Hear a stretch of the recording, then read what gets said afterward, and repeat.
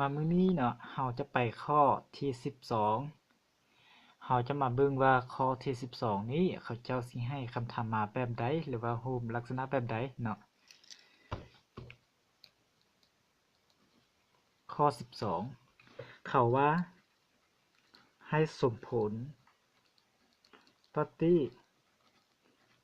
กิริยาเคมีนะดังนี้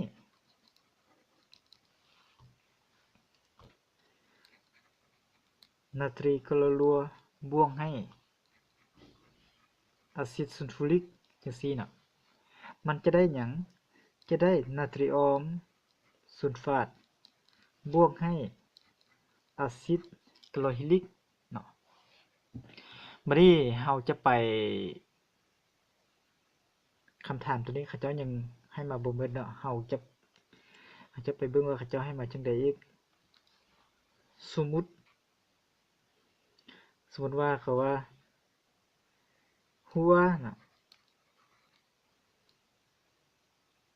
นำเอาธาตุละลาย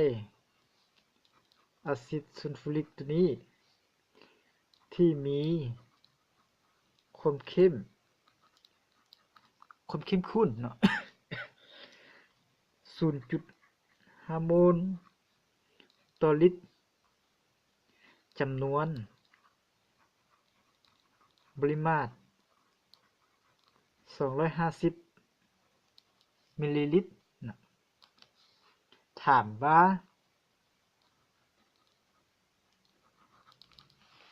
ก็ธาตุละลายอะซิดซัลฟูริกนะมีจักโมลนะจักโมลขอเกลือนาตรีออมคลอโรที่ถูกใช้ในการเกิดปฏิกิริยาพอดีกับอะซิดซัลฟูริกจะมีจักกรัมนะบัดนี้ขอเขาว่าเกลือที่เกิดขึ้น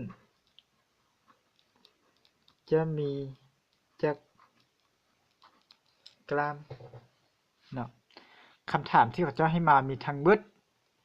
มี3ข้อเงื่อนไขที่เขาเจ้าให้มาเขาว่าให้สมผลปฏิกิริยาเคมีดังนี้เนาะคือตัวนี้แหละสมผลของมันสมผลปฏิกิริยาเคมีของมันนะเขาว่าหัวนำเอาธาตุละลายอะซิดซัลฟูริกตัวนี้นะ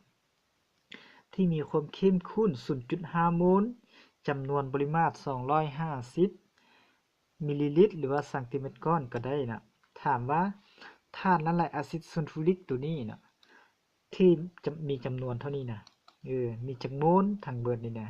และเกลือนะเกลือนาตรีคลอโรที่ถูกใช้ในการเกิดปฏิกิริยาพอดีกับอะซิดซัลฟูริกนี้จะมีจักกรัมนะในข้อนี้เขาว่าเกลือที่เกิดขึ้นจะมีจักกรัมนะเราก็ต้องเบิ่งสมผลตัวนี้นะสมผลตัวนี้ว่าธาตุใดมันเป็นเกลือธาตุใดเป็นอะซิดธาตุใดเป็นผลิตภัณฑ์ธาตุใดเป็นธาตุปฏิพันธ์นะเราก็ไปแก้บัดนี้นะเราสิแก้ได้จังได๋เราก็เบิ่งกรุณาฟังนะเบิ่งก่อนอื่นเราก็ต้องไปศึกษาสมผลเคมีนะสมผลเคมีเออนาตรีออมคลอโรบวกให้อะซิดซัลฟูริกได้ผลิตภัณฑ์คือนาตรีซัลฟาตบวกให้อะซิดคลอฮิลิกแนวนี้เราก็ต้องศึกษาเราสังเกตเบิ่งนี่น่ะนาตรีออมอยู่เบื้องนี้มี1ตัวอยู่เบื้องนี้มี2ตัวเราก็ต้องเติม2ใส่นี่ให้2ให้มันเท่ากันเนาะบัดนี้คลอโรอยู่เบื้องนี้มี2แล้วเพราะว่า2ตัวนี้มันจะคนเข้าไปแล้วอยู่เบื้องนี้มันมีแต่1เราก็เติม1ไปเติม2ไปน่ะเติมตัวเลขให้มันเท่ากันให้มันดุลเดี่ยงกันเบื้องนี้ก็2เบื้องนั้นก็2น่ะ แล้วก็เฮาก็มาเบิ่งอยู่นี่น่ะอะซิดซูลฟูริกนะไฮโดรเซนมี2ตัวอยู่เบื้องนี้ไฮโดรเซนเดมี2ตัวคือกันแล้วแล้วก็มาดเดมาดนี้มีตัวหนึงมาดนี้ก็มีตัวหนึงออกซิเจนมีตัวหนึงมี4ตัวเนาะออกซิเจนนะออกซิเจนตัวนี้เบื้องนี้ก็มี4ตัวแสดงว่าเฮาสร้างสรรค์เรียบร้อยแล้วนะเฮาก็ไปส่องหาหยังข้อกอธาตุละลายอะซิดซัลฟูริกนะธาตุละลายอะซิดซัลฟูริกมีจักโมลนะบัดนี้เขาก็ซอกโมลของอะซิดซัลฟูริกนะโมลของอะซิดซัลฟูริกเราจะได้หยังเราจะได้สูตรนะสูตรแม่นหยัง n เท่ากับ cv คูณพันแม่นบอกครับเจ้าได้สอนไปแล้วเนาะในบทที่1ว่าบางสูตรที่มักใช้ส่วนหลายในการแก้บทโจทย์นะคันว่าผู้ใดยังบ่ได้เบิ่งนะก็กลับคืนไปเบิ่งอยู่หั่นแหละอยู่หั่นข้าพเจ้าได้เอาลงไปเบิดได้สอนไปเบิดอธิบายไปเบิดเนาะมีแต่ไปเบิ่งคืนแล้วก็มาเข้าใจใส่ตัวนี้เฮาก็มีแต่แทนใส่ได้เพราะว่าหยังเฮาก็ได้ความเข้มข้นของธาตุละลายอะซิดซัลฟูริกเท่ากับ 0.5 โมลต่อลิตรและก็ปริมาตรเท่ากับ250นะซนติเมตรก้อนหรือว่าเท่ากับ250มิลลิลิตรมันเดียวกันอันเดียวกันนะเฮาก็แทนใส่ n โมลเนาะ n เท่ากับ 0.5 คูณให้250นะส่วนให้พันเฮาจะได้หยังบัดนี้นะเท่ากับ 0.125 โมลตัวนี้คือโมลของอะซิดซัลฟูริกที่เขาเจ้าถามหาหรือว่าที่เฮาต้องซอกเนาะคือตัวที่1พุ่นนะเขาก่อหันเขาว่าซอกธาตุละลายอะซิดซัลฟูริกมีจักโมลตัวนี้แหละคำตอบเฮาซอกได้แล้วเนาะบัดนี้เขาขอเลยเขาขอนะเขาว่าซอกหาเกลือที่ถึกน้ำใสไปซอกหาอันน่ะเกลือที่เกิดขึ้นมีจักรานบัดนี้เฮาก็น้ำใสวิธีแก้ง่ายๆคือกันบัดนี้เฮาก็ไปเขาขอนะซอกหามวลสารเนาะของเกลือที่ถึกใช้ไปเนาะมีเท่าใดก็แล้วแต่ว่าเขาจะบอกว่า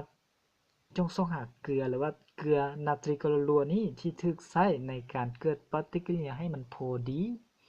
จะมีจักรานเนาะเฮาก็ซอกแต่ตัวให้มันพอดีซื่อๆเฮาก็ยิงตามสมผลคือเก่าสมผลตัวนี้เนาะสมผลตัวนี้เอาตัวใดแน่เฮาก็เบิ่งสมผลเนาะจากสมผลตัวนี้แหละจากสมผลนาตรียอมกลอรัวบวกให้อะซิดซัลฟูริกนะนาตรียมซัลฟาดบวกให้อะซิดกลอฮิลิกอยู่นี่นะเฮาก็เบิ่งมวลสารโมเลกุลของนาตรียอมนี้แม่นเท่าใดนะเฮาก็คิดนะเฮาก็คิดสิไปซอกจังได๋มวลสารโมเลกุลของมันเนาะฮู้ว่า m ของนาตรียอมกลอรัวตัวนี้นะนาตรียอมกลอรัวนะตัวนี้นะนาตรียอมกลอรัวนี้เท่ากับ23บวกให้กลอรัวมีมวลสารเท่ากับหยังเท่ากับ 35.5 เนาะทั้งหมดเท่ากับ 58.5 กรัมต่อโมลตัวนี้เป็นมวลสารโมเลกุลของมันเป็นกรัมต่อโมลแล้วเราจะได้หยังจากสมผลตัวนี้เรามีนาตรียอมกลอรัวนะนาตรียอมกลอรัว2โมลนี่นะบวกให้เขียนคืนก็บ่เป็นหยังนะเฮาบ่เขียนก็ได้เฮาเก็บไปเลยก็ได้หรือว่าเขียนก็ได้นะอยู่นี้ข้าพเจ้าจะเขียนเพราะว่าข้าพเจ้าจะเฮ็ดแบบง่ายๆให้เข้าใจให้เบิ่งง่ายเนาะเฮาก็เบิ่งนะมวลสารโมเลกุลของมันเท่ากับ2คูณให้ 58.5 กรัมเนาะ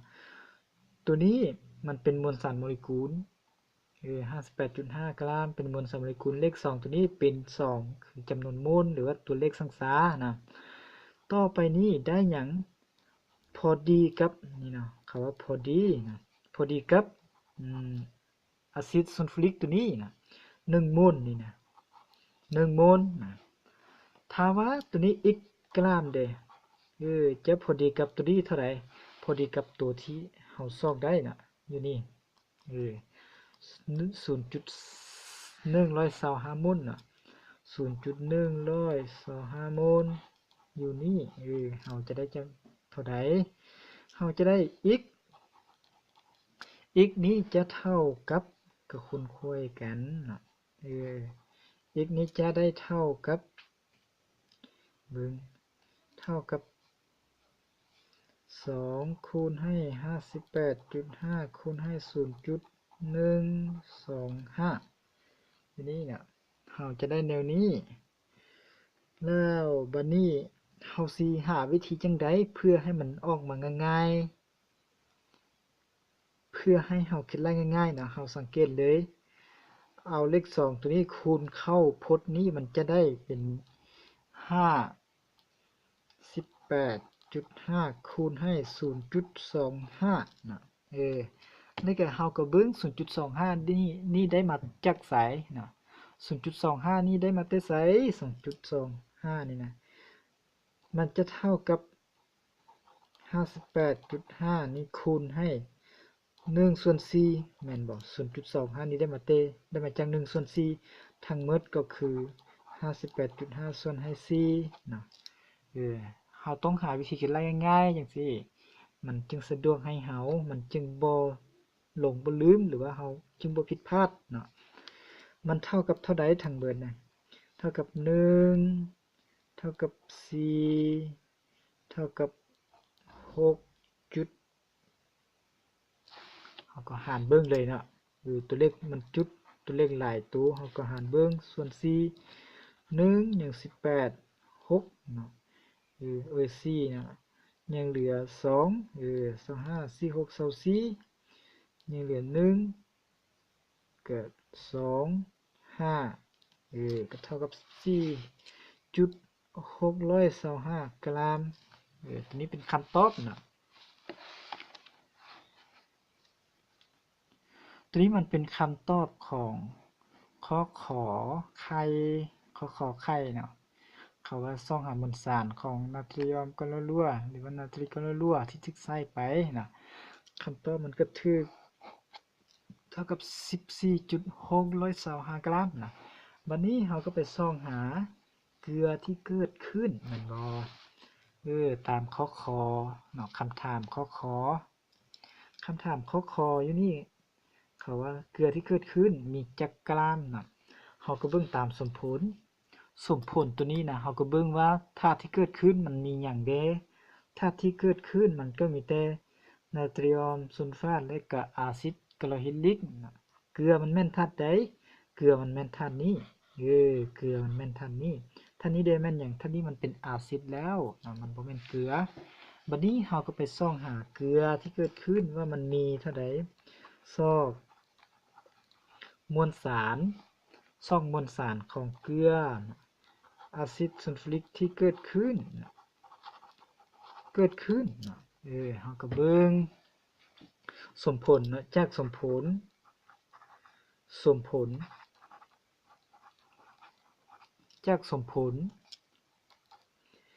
อะซิดซัลฟูริกตัวนี้เนาะ1 โมลนี่นะเกิดนาตรียมซัลฟาตอยู่เท่าไหร่นาตรียมซัลฟาตเฮาก็คิดเบิ่งเฮาก็คิดไล่เนาะเฮาก็ไปคิดไล่ว่าอยู่ตามสมผลตัวนี้มันมีแต่1 โมลเนาะ1 โมลของนาตรียมซัลฟาตเนาะเฮาก็ไปคิดไล่ว่า1 โมลนี้มันมีมวลสารอยู่จักกรัมเนาะเฮาไปส่องหามวลสารโมเลกุลคิดอยู่นี่เด้อเฮาคิดนะนาตรียมซัลฟาต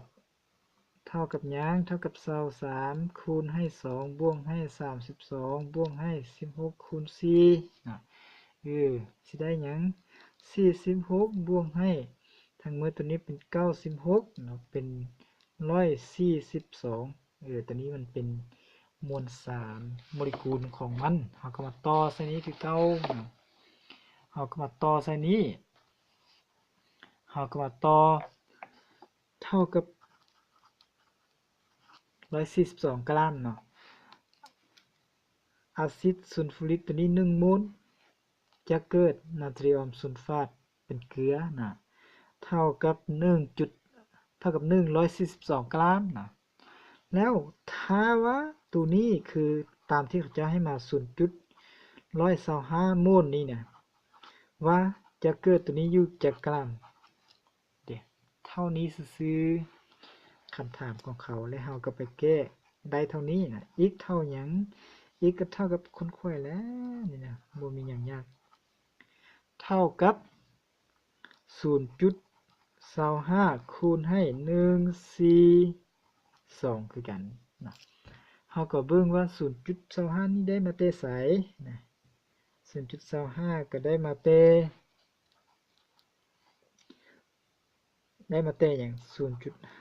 ส่วน 2 แม่นบ่คูณให้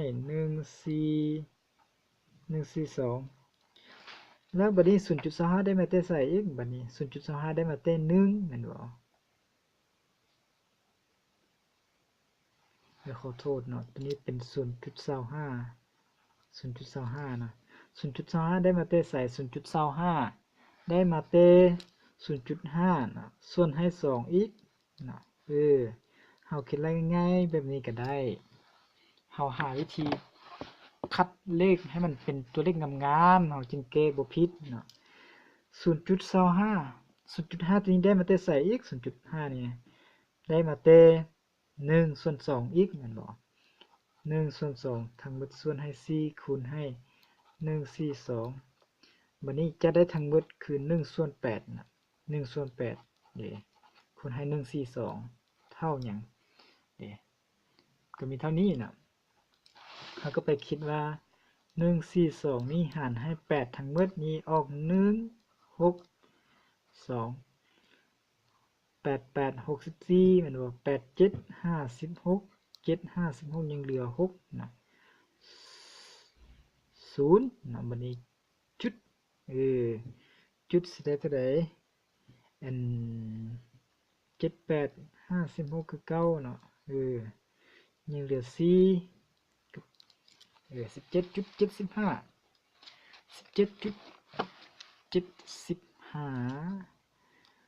17.75ตัวนี้คือคำตอบข้อขวยนะ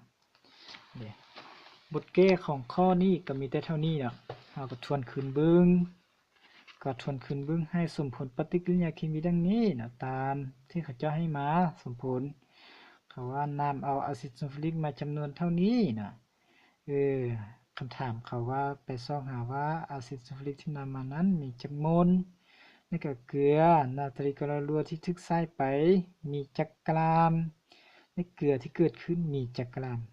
เท่านี้เองนะเราก็เบิ่งวิธีแก้นะทุกเทื่อคันให้สมผลมันแนวนี้เราก็ต้องไปเขียนสมผลสร้างสาสมผลหรือว่าถ้าเขาบ่ให้มาเราก็จะไปเขียนเองนะตัวสมผลตัวนี้เราก็ต้องไปเขียนเองเราก็ต้องรู้หลักการเขียนวิธีจื้อวิธีเขียนวิธีสร้างสาเราก็ต้องรู้ว่าบวกจากตัวนี้บวกให้ตัวนี้เนาะมันจะเกิดธาตุใดอยู่เบื้องนี้เนาะเราก็ต้องเรียนรู้เองตัวสร้างสาตัวแก้ตัวเขียนสมผลนะแล้วบัดนี้เราสร้างสาสมผลได้แล้วเราก็ไปแก้ตามนี้แหละเดี๋ยวแก้ตามแต่ละขั้นตอนเนาะมันก็บ่ได้มีหยังยากนะมันก็บ่ได้มีหยังยากมีแต่ง่ายๆแต่เราก็ต้องเข้าใจเราจึงแก้ได้นะคำตอบสุดท้ายตัวที่3ก็เท่ากับ 17.75 มีแต่เท่านี้เลยนะบัดนี้มื้อนี้น่ะจะมาเรียนแต่ข้อนี้นะข้อนี้มันก็เป็นข้อหนึ่งซื่อๆแต่ว่ามันยาวเติบนะมันก็ได้ความรู้หลายเติบมันแก้หลายซอกหลายนะมันก็เลยใช้เวลาหลาย